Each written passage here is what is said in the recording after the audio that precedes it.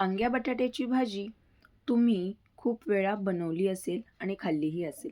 पण माझ्या पद्धतीने एकदा जर का तुम्ही वांग्या बटाट्याची रस्सा भाजी जर बनवली, तर तुमची पद्धतसुद्धा तुम्ही विसरून जाल.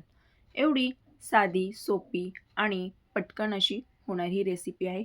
अजिबात आपल्याला यामध्ये जास्त असे मसाले वापरायचे नाही आहेत. अगदी झटपट, अगदी 10 मिनिटात ही रेसिपी बनून तयार होते. नुसती वासानेही खावीशी वाटेल एवढी खमंग आणि चविष्ट भाजी आज आपण बनवणार आहोत. तर चला रेसिपीला लगेच सुरुवात करूयात. तर सगळ्यात आधी इथे मी वांगे आणि बटाटे घेतलेले आहेत. तर ते आपल्याला स्वच्छ धुवून आणि बारीक कट करून घ्यायचे आहेत आणि एक 10 मिनिटासाठी याला पाण्यामध्ये ठेवायचे आहेत. थोडंसं मीठसुद्धा घालायचं आहे या पाण्यामध्ये, जेणेकरून वांगी आणि बटाटे काळी पडू नये त्यासाठी. तर हे पहा, अशा पद्धतीने मी इथे कट करून घेतलेले आहेत. आता आपण एक छोटंसं वाटण करून घेणार आहोत. तर त्यासाठी इथे मी खोबरं, अद्रक, लसण आणि कोथिंबीर घेतलेली आहे. आपल्याला हे मिक्सरला बारीक असं वाटून घ्यायचं आहे. तर हे पहा, अशा पद्धतीने मी इथे वाटून घेतलेलं आहे. आता आपण इथे कढई गरम करायला ठेवलेली आहे. त्यामध्ये तेल घालायचं आहे. तेल छान असं गरम झालं की त्यामध्ये जिरे आणि मोहरी घालायची आहे. जिरे मोहरी छान अशी फुलली की त्यामध्ये कढीपत्ता घालायचा आहे. कढीपत्ता नक्की घाला, त्यामुळे भाजीला खूप छान अशी टेस्ट येते. आता यामध्ये थोडीशी हळदसुद्धा घातलेली आहे. हळद घातली की लगेच आपण मसाला घालणार आहोत, जो आत्ता आपण वाटून घेतला होता. तर कमी गॅसवरती हा मसाला छान असा आपल्याला परतून घ्यायचा आहे. आता यामध्ये मी थोडंसं लाल तिखट आणि गरम मसाला घातलेला आहे, 1-1 चमचा. तर तुम्ही तुमच्या आवडीनुसार इथे तिखटाचं प्रमाण नक्कीच कमी जास्त करू शकतात. तर हा मसाला आपल्याला कमी गॅसवरती छान असा परतून घ्यायचा आहे. कारण आपण खोबरं आणि कुठलाच मसाला आपण आधी भाजलेला नव्हता. हा पूर्ण आपला कच्चा मसाला होता. त्यामुळे आपल्याला हा मसाला कमी गॅसवरती छान असा परतून घ्यायचा आहे. त्यामुळे भाजीला खूप छान अशी टेस्ट येते. आता यामध्येच थोडीशी कोथिंबीर घालायची आहे.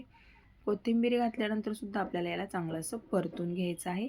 आणि आता वांगी आणि बटाटे पाण्यातून चांगले निथळून घ्यायचे आहेत आणि या मसाल्यामध्ये आपल्याला ॲड करायचे आहेत. आता कमी गॅसवरती ह्या वांग्या बटाट्यांना छान असं परतून घ्यायचं आहे. आता यामध्येच थोडंसं आपण मीठ घालणार आहोत चवीनुसार. मीठ घातल्यामुळे काय होतं की लगेच हे वांगी आणि बटाटे नरम पडायला लागतात आणि छान असे परतूनसुद्धा निघतात.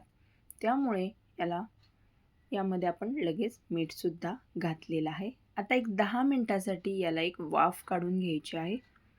आपल्याला वांगी बटाटे छान अशी वाफून निघतात.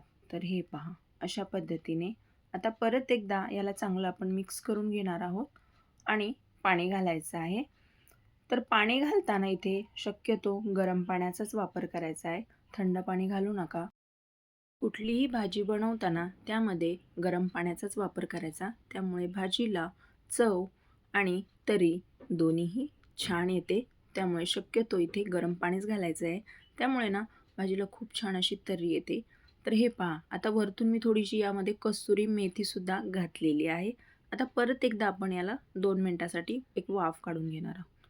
तर हे पहा, मस्त आपली भाजी तयार झालेली आहे. अजून आपण यावरती थोडीशी कोथिंबीर घालूया. यामध्ये आपण शेंगदाणे, तीळ आणि टमाटर कशाचाही वापर न केलेला तरीसुद्धा हे पहा किती भाजी छान झालेली आहे.